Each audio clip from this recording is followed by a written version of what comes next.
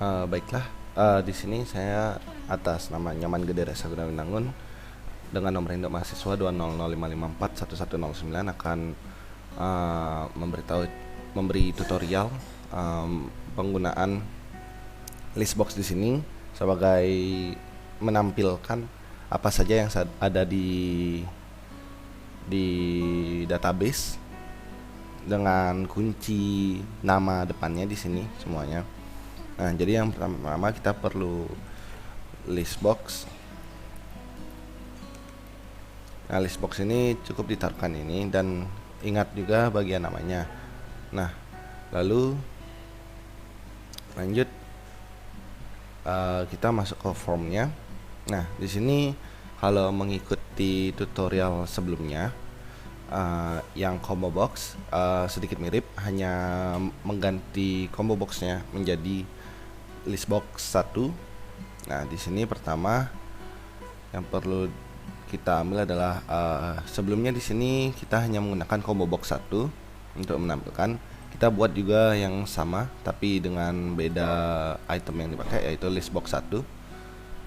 Nah, lalu yang kedua, di komen combo boxnya kita bisa copy saja, langsung copy semuanya ini sampai and try. Lalu kita double klik pada listbox ini, dia akan tertuju pada private sub untuk listbox dan kita langsung copy saja, kita paste di sini. Nah, yang perlu diperhatikan adalah yang sebelumnya, karena kita menggunakan combo box, artinya kita harus mengubah beberapa komen yang awalnya combo box menjadi listbox. Contoh di sini, ini sebelumnya di atas dia adalah combo box. Jadi setelah kita copy, kita rubah itu menjadi listbox. Di sini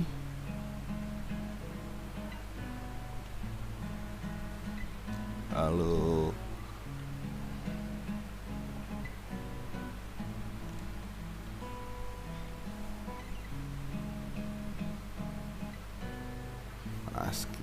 sekian.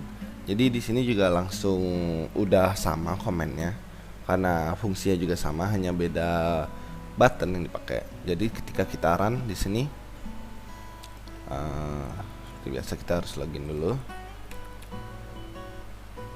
Login. Oke. Nah, di sini akan menampilkan sesuai dengan nama depannya dan menampilkan detail di kirinya. Kurang lebih sama seperti combo box, cuman dia tidak perlu neken, dia langsung ada di sini memperlihatkan darahnya. Kurang lebih sama. Jadi sekian dari saya, mohon maaf bila ada kesalahan.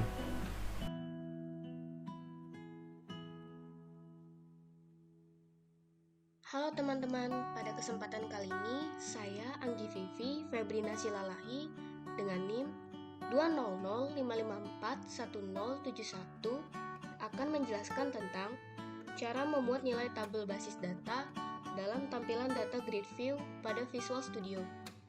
Langkah pertama yang kita lakukan adalah kita drag and drop data grid view pada toolbox.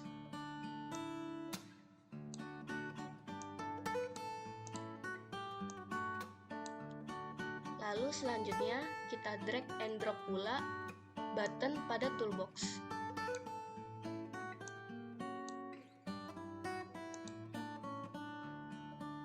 Untuk name pada button 1 kita ganti menjadi button load.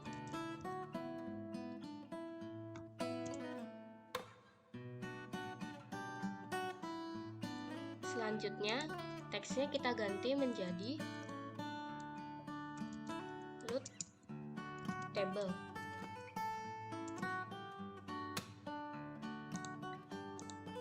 Untuk font dan ukurannya bisa menyesuaikan kebutuhan kalian.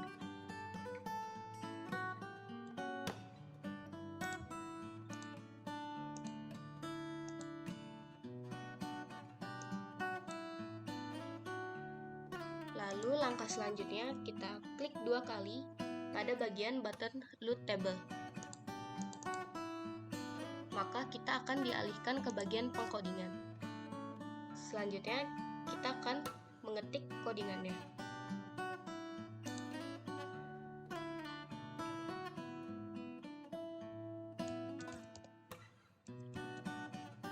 Kita ketik mysql-cron new MySQL connection.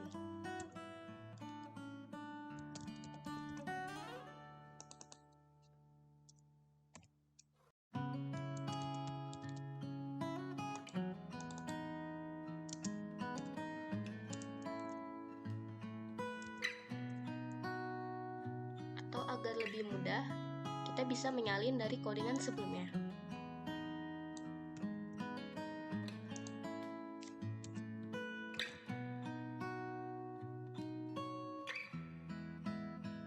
Selanjutnya, kita akan mendeklarasikan dim.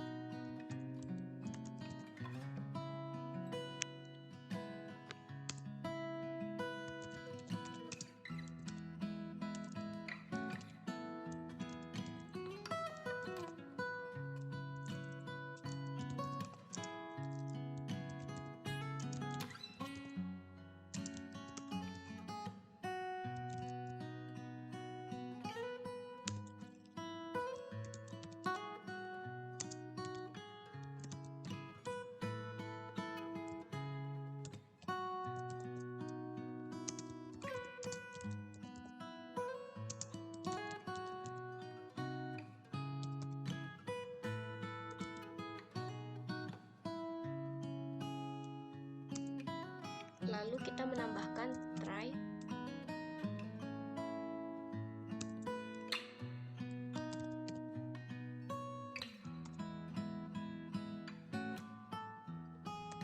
lalu kita ketik open.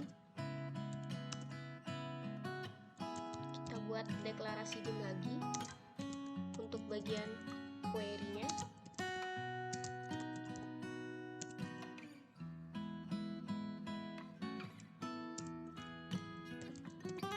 Lalu kita ketik query.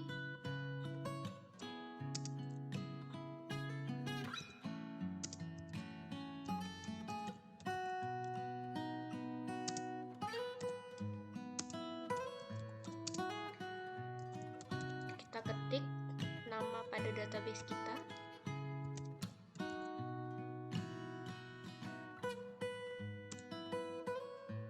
Lalu kita ketik command.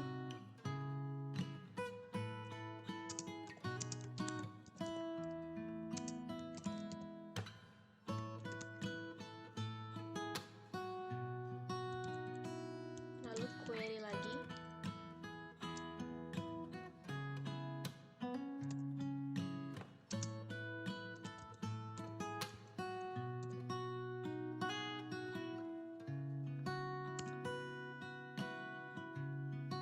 Lalu selanjutnya kita ketik SDA.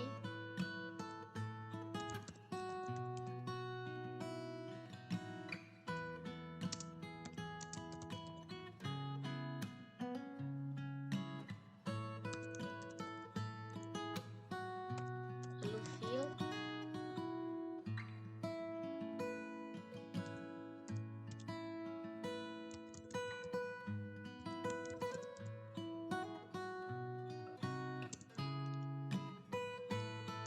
Lalu resource.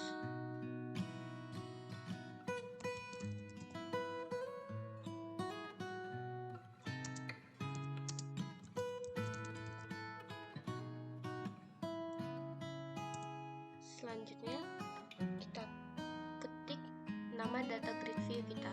Bisa kita lihat pada form keduanya, yaitu data grid view 1, atau dengan lebih mudah bisa kita salin saja. Lalu kita copy paste.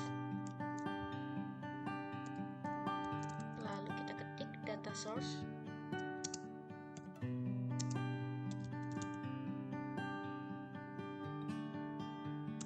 Lalu kita ketik lagi SDA.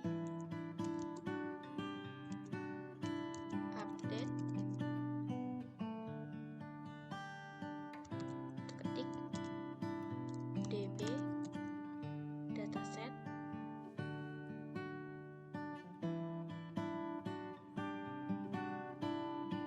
Selanjutnya kita enter, kita ketik mysql dot close.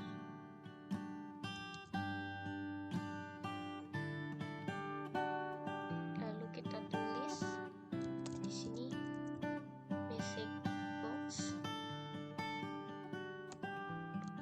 show.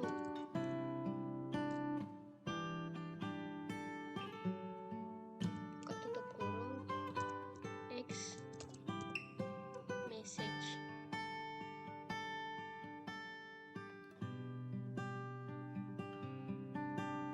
Lalu kita ketik finally.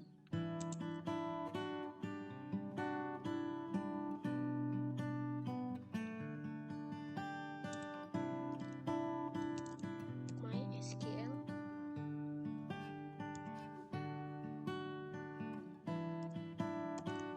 dispose.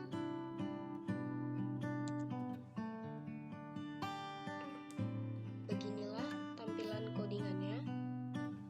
Di sini saya akan menjelaskan satu-satu, yaitu ada 3 baris ini.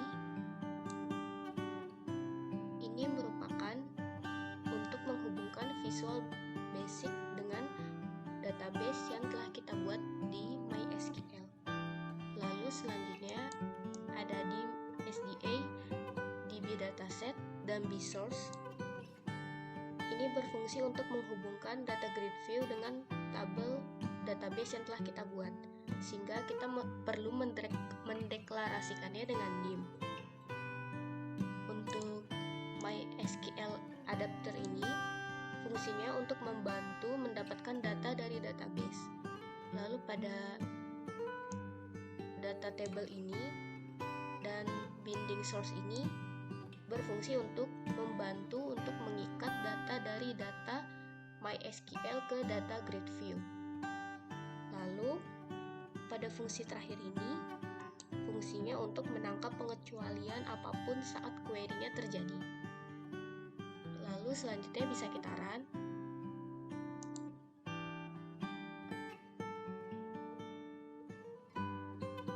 Kita tunggu proses running.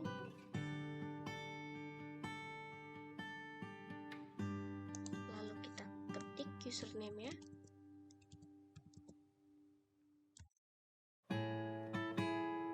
Login. Di sini ada peringatan bahwa username dan password benar. Selanjutnya seperti ini tampilannya. Lalu kita klik button load table, maka akan muncul dataset yang telah kita buat di MySQL seperti ini. Ada aktor ID, first name, dan last update. Sudah sesuai seperti yang telah kita buat. Lalu kita close. Bila kita ingin menampilkan beberapa database saja, seperti first name-nya saja atau last name-nya saja, kita bisa mengubahnya pada codingan di query-nya. Pada bagian ini, bagian bintangnya bisa kita ganti menjadi first name. Seperti ini. Lalu kita run.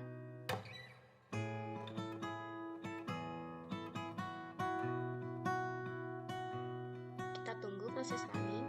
Kita masukkan username kita.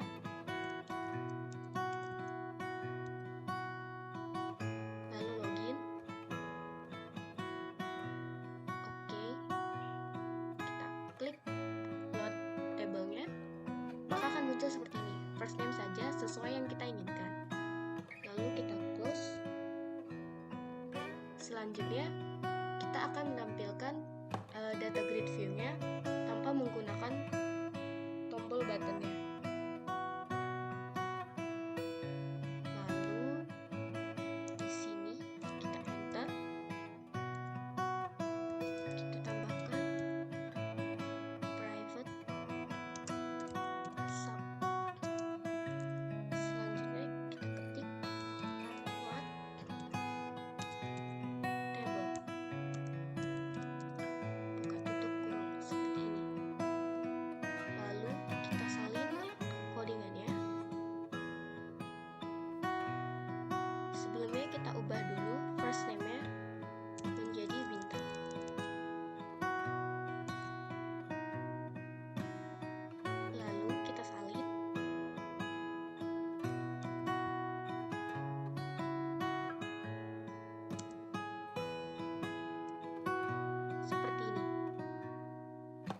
Lalu selanjutnya kita kembali ke form 2-nya. Pada form 2, kita klik 2 kali pada bagian mana saja. Lalu selanjutnya kita akan dialihkan seperti ini. Kita ketik load table. Seperti ini. Bisa kita lihat tidak ada error. Lalu kita run.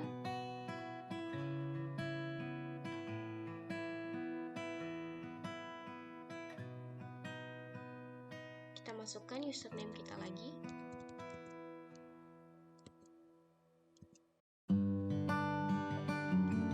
Oke, maka tanpa kita klik button load table, sudah muncul database yang telah kita buat. Seperti ini.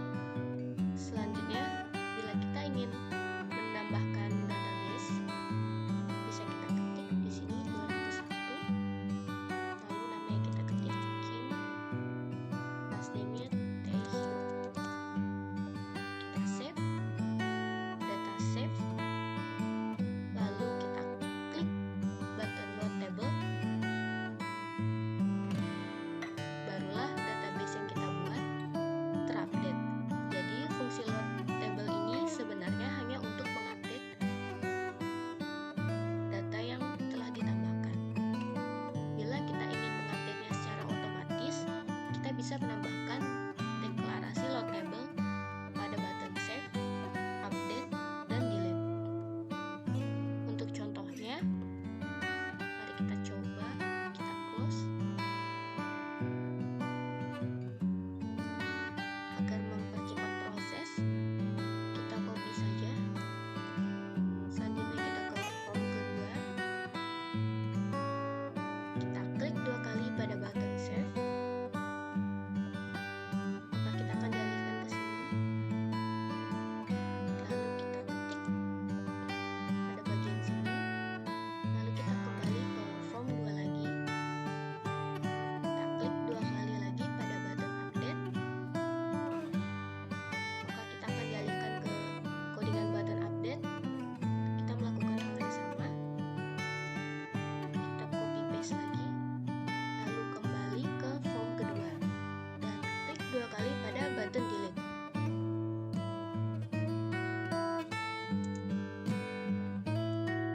Seperti ini.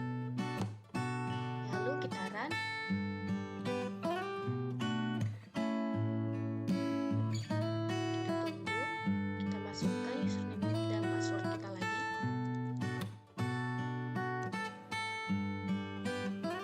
Lalu login. Klik OK. Maka akan seperti ini.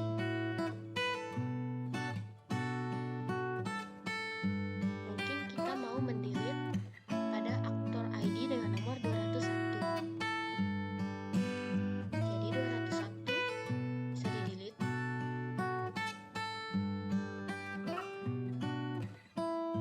Maka sudah langsung hilang tanpa kita klik button load table. Mungkin sekian yang dapat saya jelaskan. Mohon maaf bila ada kesalahan dan kekurangan. Sekian dan terima kasih.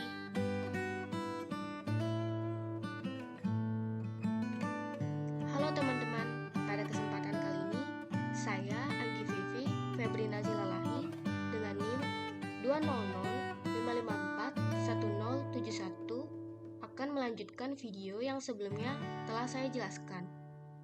Pada video kali ini, saya akan menjelaskan tentang cara menampilkan semua data ketika kita memilih sel manapun dalam data grid view pada Visual Studio.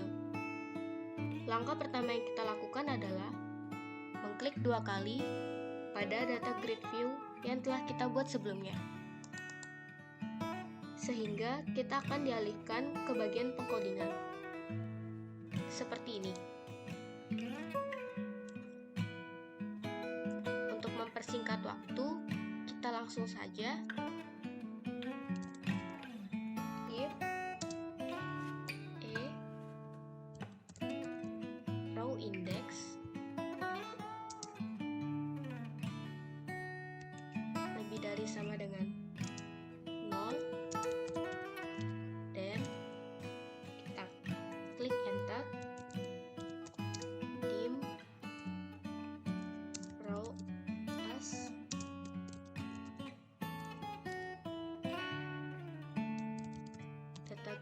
view,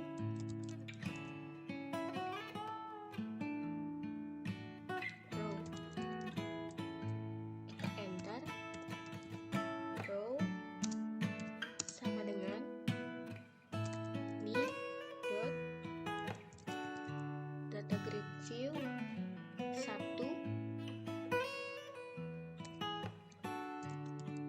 rows dot row index, kita enter, text actor dot text row dot cell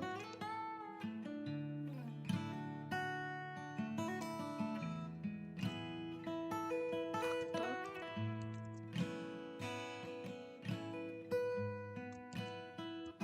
ID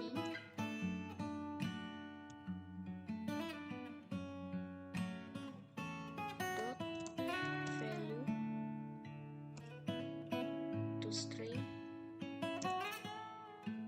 selanjutnya text first dot text sama dengan row cell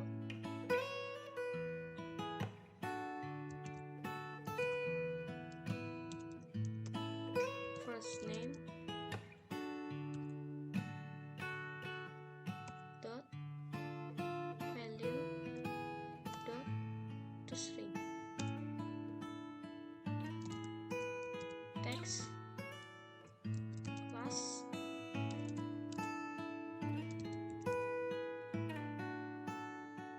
dot text row dot cell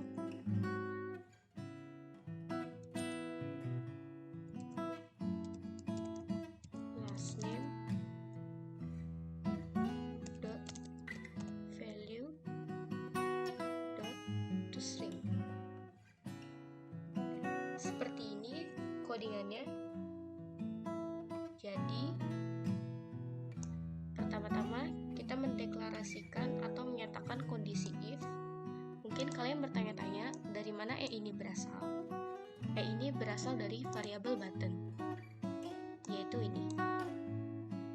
Jadi ini merupakan file system dot windows dot from dot data grid view cell event arcs.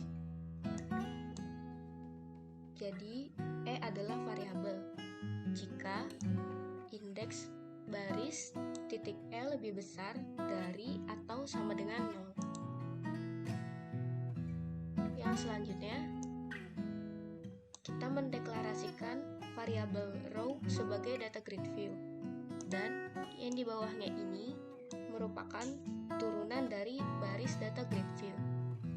Selanjutnya mungkin kalian juga bertanya-tanya dari mana text actor, text first, dan text last. Jadi ketiga ini didapatkan dari text box pada form kedua, yaitu seperti ini: text actor, text first, dan text last. Langsung saja kita run. Kita tunggu proses running. Sudah muncul, lalu kita masukkan username dan password kita.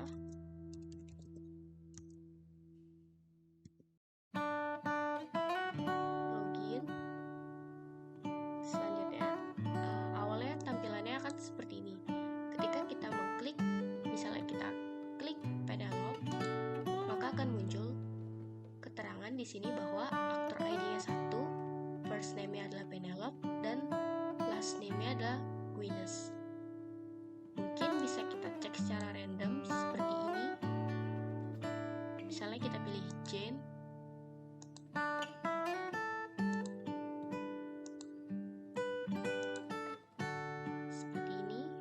sini tertulis keterangannya, aktor ID-nya 131, first name-nya Jane, dan last name-nya Jackman. Sudah sesuai. Mungkin ini saja yang dapat saya jelaskan. Mohon maaf bila ada kesalahan kata dan kekurangan. Sekian dan terima kasih.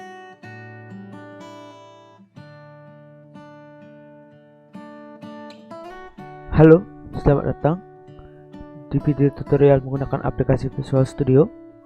Di kesempatan kali ini, saya IKDID Pratnya Polvi dengan NIM 2005541146 akan memberikan video tutorial mengenai filtering dan search menggunakan aplikasi Visual Studio.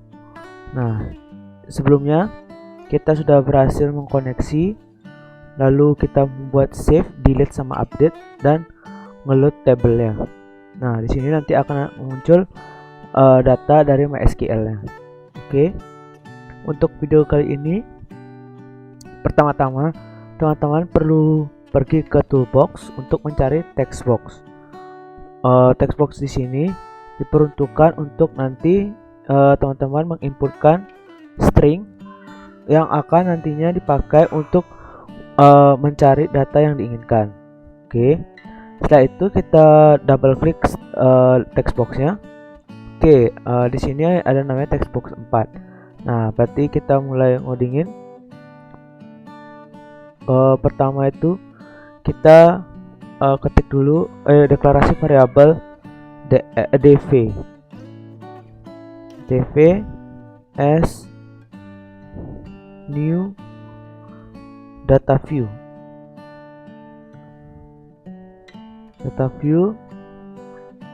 Nah, db dataset. Oke. Pastikan sebelum melangkah lebih jauh, pastikan db dataset ini sudah dideklarasi sebagai public variable seperti ini. Sudah berada di atas dan tidak ada di private. Jadi ya, ketika kita membutuhkan variabel ini dalam public class ini, dalam satu public class dari start sampai end, itu berarti variabel itu bisa digunakan sejauh itu. Jadi tidak usah deklarasi lagi di dalamnya. Jadi ya, kita tinggal memanggil saja kayak gini. Jadi kita tinggal perlunya memanggil db dataset langsung karena sudah dideklarasi sebagai public variable. Nah, setelah itu kita lanjutkan.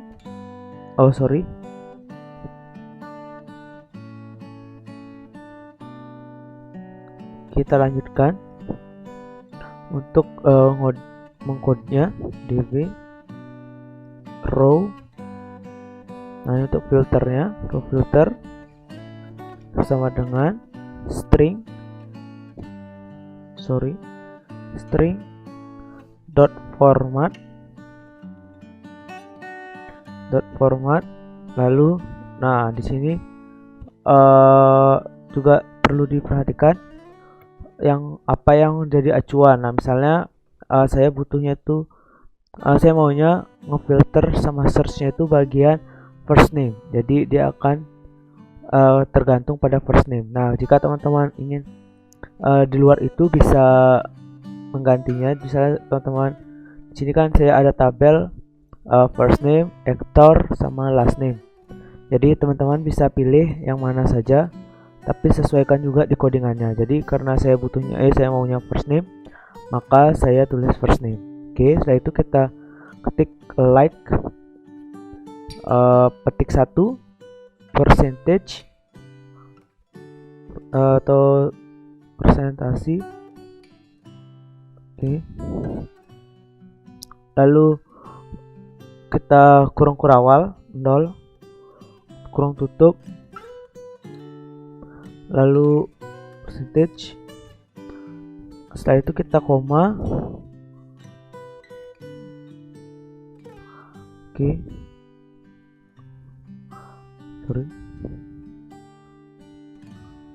Kita lihat koma textbox 4.text textbox 4.text. Nah, seperti ini. lalu kita enter. Nah, lalu kita munculkan di data grid view 1 karena saya hanya punya data grid view 1, jadi kita pakai data grid view 1. Oke. Lalu data source. Lalu sama dengan kita panggil lagi variabel yang telah kita buat tadi. Oke, segini saja untuk codingannya. Kita lihat lagi. Yang pertama, teman-teman perlu deklarasi variabel sebagai public variable agar bisa dipanggil di mana saja. Jadi tidak perlu berulang kali kita mendeklarasi variabel tersebut. Nah, di sini kita ada db dataset, maka dengan ini as new data table kita bisa panggil lagi di bawah tanpa perlu mendeklarasinya berulang kali untuk db dataset. Nah, setelah itu kita deklarasi variabel dv maksud saya as new data view sebagai data view yang isinya di dataset. Nah, setelah itu kita raw filter dengan format string. Nah, di sini petik 2. Setelah itu kita first name. Nah, first name ini sesuaikan dengan tabel teman-teman seperti yang sudah saya jelaskan. Itu ada, jika di saya itu ada first name, last name sama actor. Nah, teman-teman bisa gunakan last name ataupun actor jika tidak ingin menggunakan first name. Nah, oke. Setelah itu kita codingkan, lalu data grid view ditugaskan untuk memunculkan datanya. Oke, setelah itu kita start. Kita cek apakah ada error di bagian codingnya atau apakah sudah berhasil memunculkan filteringnya. Oke, sebelumnya kita jangan lupa untuk cek koneksi terlebih dahulu apakah masih tersambung dengan MySQL. Oke, ternyata masih.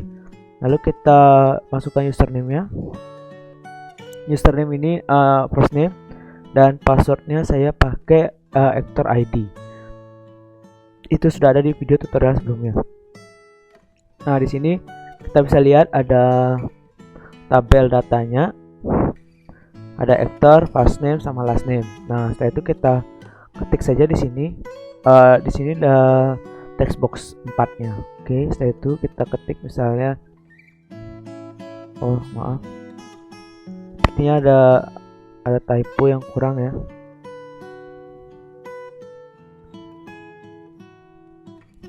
Sorry.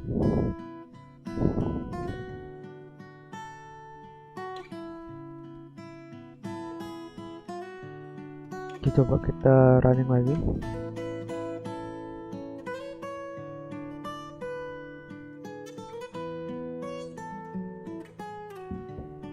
Kita tadi sudah dicek, jadi kita tidak perlu ngecek lagi. Kita nggak login saja. Oke, login sukses. Waduh, kenapa nih? Oke, letak salahnya di, bentar kita lihat dulu. Oke, kita matikan dulu ya runningnya.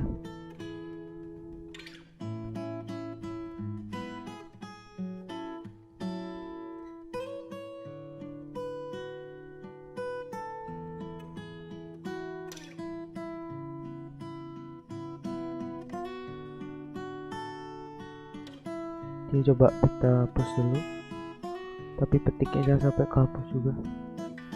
Oke, kita running lagi sekali, apakah berhasil?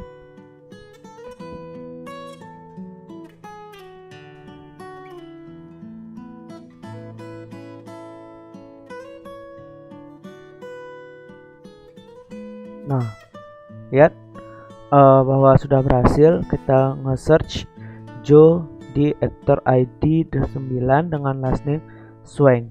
Oke, dengan demikian berarti sudah berhasil menfilter sekaligus men-search data yang ada di dalam database MySQL-nya. Oke, sekian video tutorial yang dapat saya sampaikan. Atas perhatiannya saya ucapkan terima kasih dan sampai jumpa di video tutorial berikutnya.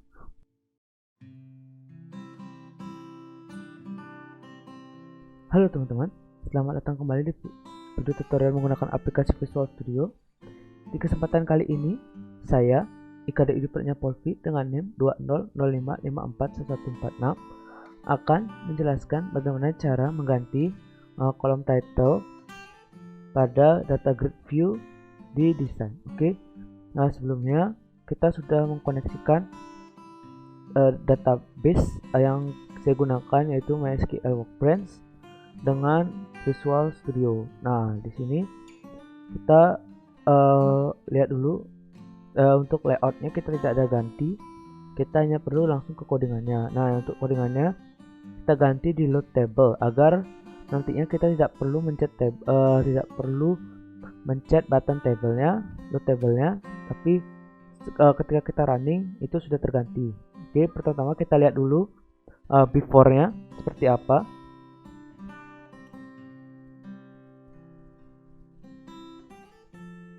Oke, jangan lupa untuk cek connection terlebih dahulu. Oke, berhasil. Lalu kita masukkan username. Di sini saya menggunakan first name-nya, dan untuk passwordnya saya menggunakan actor ID dari first name-nya. Oke, berhasil. Kita bisa lihat di sini untuk kolom title-nya itu ada actor underscore ID, first underscore name, dan last underscore name. Oke, setelah itu kita hentikan running terlebih dahulu. Lalu kita ganti jadi S. Untuk actor ID ini saya akan ganti menjadi ID saja agar lebih singkat dan padat. Oke, setelah itu kita first name kita ganti jadi nama depan, nama underscore depan. Oke, jangan lupa petik satunya. Last name nya saya ganti menjadi nama underscore belakang. Nah, seperti itu. Lalu kita coba running apakah sudah terganti.